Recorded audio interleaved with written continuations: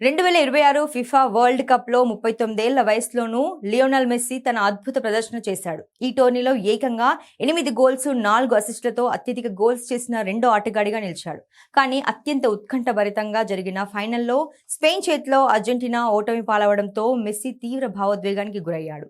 Match అనంతరం తన రిటైర్మెంట్‌పై messy పెద్దగా రియాక్ట్ కాలేదు. హెడ్ కోచ్ లియోనెల్ స్కలోని మెస్సీ కోసం జాతీయ జట్టు తలుపులు ఎప్పుడు తెరిచే ఉంటాయని స్పష్టం చేసినప్పటికీ తాజాగా Argentina media Messi retirement timeline కు సంబంధించిన కీలక వివరాలను వెల్లడించింది. అర్జెంటీనా మీడియా నివేదికల ప్రకారం మెస్సీ ఇప్పుడే అంతర్జాతీయ ఫుట్బాల్ కు వీడ్కోలు చెప్పాడు.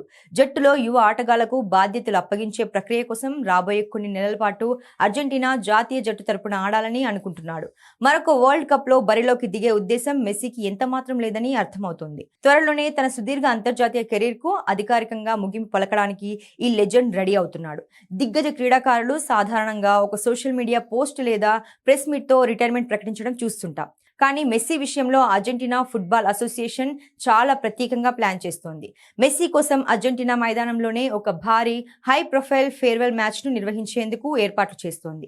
దేశవ్యాప్తంగా ఉన్న కోట్లాది మంది ఫ్యాన్స్ తమ ఆరాధ్య ఫుట్బాల్ హీరోకి ఘనంగా వీడ్కోలు చెప్పేందుకు ఈ మ్యాచ్ ఒక అద్భుతమైన వేదిక కానుంది. అంతర్జాతీయ ఫుట్బాల్లో లియోనెల్ మెస్సీ ప్రయాణం అనేక మలుపులతో కొనసాగింది. ఆరంభంలో వరుసగా ఫైనళ్లలో ఓడిపోయిన సమయంలో తీవ్ర విమర్శలు ఎదుర్కొన్న మెస్సీ ఆ తర్వాత అర్జెంటీనాను ఫుట్బాల్ చరిత్రలోనే అత్యంత విజయవంతమైన జట్టుగా నడిపించాడు.